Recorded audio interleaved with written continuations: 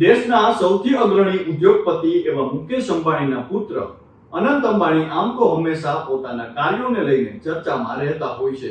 એ પછી ભવ્ય લગ્નને લઈને હોય કે વંતારામાં પ્રાણીઓની સેવાને લઈને હોય કે પછી દ્વારકાની પગપાળા યાત્રા હોય, ત્યારે હાલમાં જ અનંત અંબાણીની ફરી ચોમેર ચર્ચાઓ થઈ રહી છે. કારણ કે હાલમાં જ તેમણે તિરુપતિ બાલાજીના મંદિરમાં પોતાના કેસ અર્પણ કર્યા. એટલું જ નહીં, કરોડો રૂપિયાનું એવું દાન આપ્યું જેના વિશે જાણીને તમે પણ આશ્ચર્યચકિત થઈ જશો. નમસ્કાર, આપની સાથે હું છું કૃપાસિંહ જાડેજા અને હાલમાં જ અનંત અંબાણીએ આપેલા દાન અને તિરુપતિ બાલાજીના મંદિરની તેમની મુલાકાત વિશે વિગતે વાત કરીએ. વાત ગુજરાતી પર. આમ તો આપણે ત્યાં કહેવાય છે કે ખર્ચતા ખૂટી જશે એ તો મૂર્ખ મનનો વેમ, દાતા કહે મારે દેવું ઘટે આ કાલ હશે કે કેમ. આપણી આ ભૂમિમાં સેવા પરમો ધર્મની વૃત્તિથી અનેક પ્રકારની સેવાઓ થતી રહે છે. ત્યારે હાલમાં ભારતના અગ્રણી ઉદ્યોગપતિ એવા મુકેશ અંબાણીના નાના પુત્ર અનંત અંબાણીએ કરેલ સેવાની ચોમેર ચર્ચાઓ થઈ રહી છે. પોતાના વ્યાવસાયિક કાર્યો ઉપરાંત તેમણે ભક્તિ અને પરોપકારનો ભાવ રૂપે તિરુપતિ બાલાજીના મંદિરમાં 27.5 કરોડનું દાન આપ્યું છે. અને તેમણે આ દાન એક ખાસ યોજના માટે કર્યું છે, જે મંદિરમાં જતા લોકો માટે મહત્વની સેવા કહેવાશે. ફક્ત દાન જ નહીં, પરંતુ ભગવાન પ્રત્યેની તેમની શ્રદ્ધાથી તેમણે પોતાના કેસ પણ ભગવાનના ચરણોમાં અર્પણ કરી દીધા છે. જો આ સમગ્ર ઘટના વિશે વિગતે વાત કરીએ તો રિલાયન્સ ઇન્ડસ્ટ્રીના એક્ઝિક્યુટિવ ડાયરેક્ટર એવા અનંત અંબાણીએ તિરુમલા સ્થિત ભગવાન શ્રી વેંકટેશ્વર સ્વામી એટલે કે તિરુપતિ બાલાજીના મંદિરમાં દર્શન કરીને એક મોટો સેવા સંકલ્પ લીધો છે. ગત રવિવારે વહેલી સવારે મંદિરમાં સુપ્રભાત સેવા દરમિયાન ભગવાનના દર્શન કર્યા. બાદમાં તેમણે તિરુમલા તિરુપતિ દેવસ્થાનમને અંદાજે 27.5 કરોડની કિંમતની 25 હાઈટેક ઇલેક્ટ્રિક બસો દાનમાં આપવાની જાહેરાત કરી છે.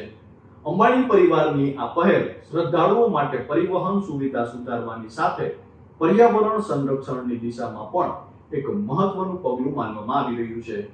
અનંત અંબાણીએ જાહેરાત કરી છે કે રિલાયન્સ ઇન્ડસ્ટ્રીઝ માત્ર આધુનિક ઇલેક્ટ્રિક બસો જ પૂરી પાડશે એટલું નહીં, પરંતુ આ બસો ચલાવવા માટે જરૂરી 50 ડ્રાઈવરોના પગાર અને ભથ્થાનો સંપૂર્ણ ખર્ચ પણ પોતે જ વહન કરશે. આ નિર્ણયથી મંદિર પ્રશાસન પરનો આર્થિક બોજ હળવો થશે અને લાખો ભક્તોને વધુ સુવિધાજનક અને સુગમ યાત્રા મળી શકશે. દર્શન બાદ વૈદિક વિદ્વાનોએ અનંત અંબાણીને આશીર્વાદ આપ્યા હતા અને મંદિર પ્રશાસન દ્વારા તેમને શ્રીવારી તીર્થ પ્રસાદ અને રેશમી વસ્ત્ર ભેટ આપીને સન્માનિત કરવામાં આવ્યા હતા. એટલું જ નહીં, ગ્રીન મોબિલિટી અભિયાન હેઠળ રિલાયન્સ કંપની તિરુમલા ખાતે આ ઇલેક્ટ્રિક બસો માટે જરૂરી ચાર્જિંગ સ્ટેશનો સ્થાપવાની જવાબદારી પણ નિભાવશે.